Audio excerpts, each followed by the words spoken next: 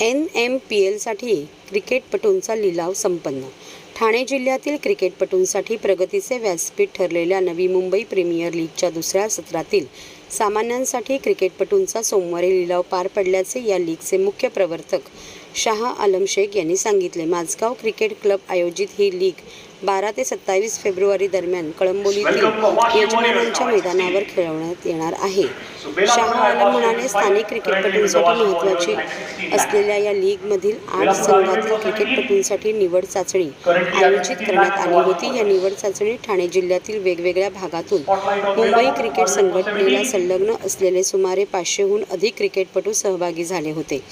त्यातून 300 खेळाडूंची निवड करण्यात आली असून निवड समितीने त्यांची अ, ब, क, ड अशी वर्गवारी केली होती. त्यानुसार प्रत्येक संघाने अ गटातील 5, ब गटातील 3, क गटातील 4, ड गटातील 10 आणि मुंबई क्रिकेट संघटनेकडे नोंदणीकृत असलेले प्रथम दर्जाचे 2 आयकॉन खेळाडू खरेदी केले.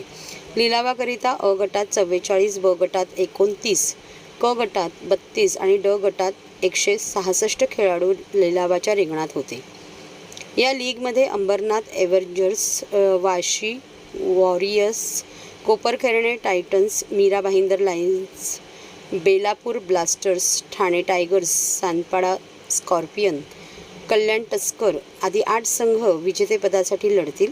स्पर्धेदरम्यान विजयी संघासह लीगमधील प्रत्येक संघाला 2 रोख बक्षिसे देण्यात येतील. स्पर्धेदरम्यान प्रत्येक संघ 7 सामने खेळेल.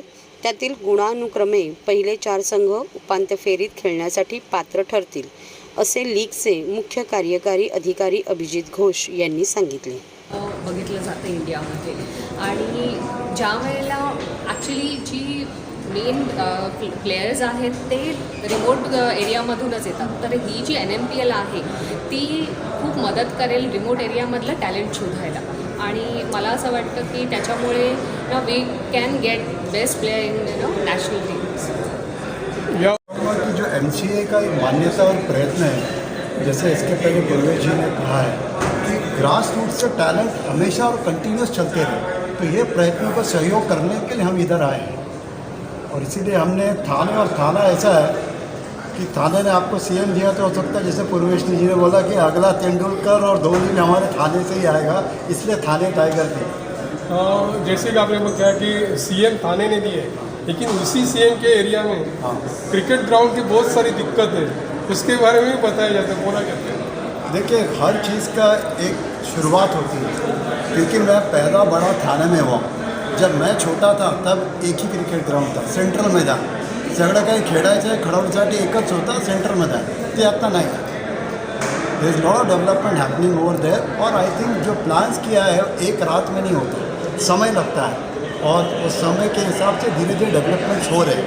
और थाने शहरी नहीं, जैसे बाकी लोगों ने कहा, थाने जिला में छोटी छोटी नगरी जो है, बदलापुर है, अमरनाथ हो, सब जगह आपको इस वक्त खेल क्लब्स दोनों दिखेंगे.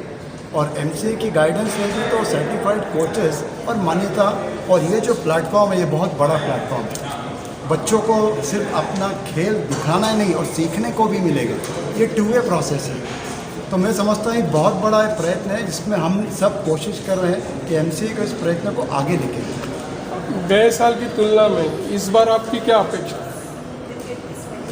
जैसे हमने कहा, हर साल नया और अच्छा होना चाहिए, तो हमें यही एक अपेक्षा है कि ज़्यादा अच्छे लोग आए, इन टर्म्स ऑफ परफॉर्मेंस देखने को मिले, और ज़्यादा लोगों को व्यूइंग भी मिले, जो इस साल होगा. जिस तरीके का ऑर्गेनाइजेशन में देख रहे हैं, आपने अभी देखा होगा, ऑब्वियसली खेलने वालों को भी ज़्यादा मज़ा आएगा और देखने वालों को भी ज़्यादा मज़ा आएगा. टीम के पास क्या उम्मीद है? थाना टाइगर्स की बात कर रहे हैं. देखिए, एक ही मैं बोलूँगा, लक्षात ठेवा, वाघ वाघच असतो. सो सेकंड और थर्ड प्लेस के लिए शुभकामना बाकी टीम के लिए. ही जर का तुम्ही बघाल तर ग्रासरूटमधली आपली सगळ्यात महत्त्वाची इव्हेंट आहे, म्हणजे मुंबई क्रिकेट असोसिएशनच्या अंडरची. आणि खास करून हे आपले मुंबईच्या आसपासचे जे ठाणा आहे, बदलापूर आहे, मीरा भाईंदर आहे, तर हे सगळे जे भाग आहेत वेगवेगळे, तर या सगळ्यांना कव्हर करणारी ही आहे. आणि इथल्याच लोकांकडनं आपल्याला नवीन फ्युचरचे जे तेंडुलकर्स, आणखीन कोहलीज आणि शर्माज हे मिळणार आहेत. कारण रोहित शर्मा आपल्याला माहिती आहे आपल्याच मुंबईच्याच उपनगरातनं आलेला आहे. तर त्याच्यामुळे ही टुर्नामेंट फार महत्त्वाची आहे, कारण इथे उत्साही आणि उत्सुक असे भरपूर क्रिकेटर्स आहेत. त्यांच्यासाठी होतकरू क्रिकेटपटूंसाठी सगळ्यात महत्त्वाची अपॉर्च्युनिटी आहे टू शोकेस देअर टॅलेंट. नेमकी ठाणे जिल्हास्तरीय स्पर्धा आपण करावी असा विचार का होता? सर तो ॲक्च्युली MCAचा विचार होता. आम्ही तर फक्त त्यांना सपोर्ट करतो आहे हे स्पर्धा करण्यासाठी. पण याच्यात महत्त्वाचा मुद्दा हा आहे ना की शहरी भागातल्या सगळ्यांनाच चांगल्यापैकी शिक्षण मिळत असतं. कोण ना कोण कोच अवेलेबल असतात. जे आपल्या बाकीच्या म्हणजे मूळ मुंबई शहर सोडता ते ठाणे म्हणा किंवा त्याच्या आसपासच्या परिसरातले विद्यार्थी आहेत त्यांना ही अपॉर्च्युनिटी मिळत नाही. आणि त्यांच्यातही टॅलेंट आहे का? नक्कीच आहे टॅलेंट. तुम्ही बघाल तर धोनी देखील कुठल्या तरी रिमोट भागातनंच आला होता की नाही. तसेच ह्या रिमोट भागातून येणाऱ्या लोकांना काहीतरी अपॉर्च्युनिटी मिळणं हे महत्त्वाचं आहे. आणि ठाणा मुंबईच्या जवळ आहे त्याच्यामुळे साहजिकच मुंबईपासून पुढचं बघताना ठाण्याचंच मनात येतं. तुम्ही या स्पर्धेत खेळणारे जे खेळाडू आहेत त्यांना काय सांगाल? सगळ्यात महत्त्वाचं ही तुमचं टॅलेंट शोकेस करण्याची अत्यंत महत्त्वाची संधी आहे. तुम्ही त्याच्यामध्ये जे काही सिक्सर माराल, 4 माराल, किती लांब माराल, कसे माराल, किती आक्रमकपणे खेळणार, किती चेंडूत किती रन्स काढणार किंवा कशा विकेट्स घेणार, कसे कॅच पकडणार हे सगळीकडे जाणार आहे. दूरदर्शन, युरोस्पोर्ट्स याच्यासारख्या मोठ्या मोठ्या संस्था ह्यांना टेलिकास्ट करतात. म्हणजे तुमचं खेळाचा तुमचा पराक्रम हा युरोपपर्यंत जाणार आहे किंवा अख्ख्या महाराष्ट्रभर जाणार. DD स्पोर्ट्स म्हणजे गेल्या वेळेस सुद्धा 28 लाखाची जवळजवळ व्ह्युअरशिप होती.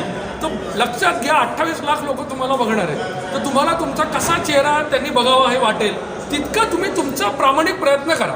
दरवेळेसच काय आपण यशस्वी होतो असं नाही, पण यशस्वी व्हायचा प्रामाणिक प्रयत्न हे जास्त महत्त्वाचं आहे.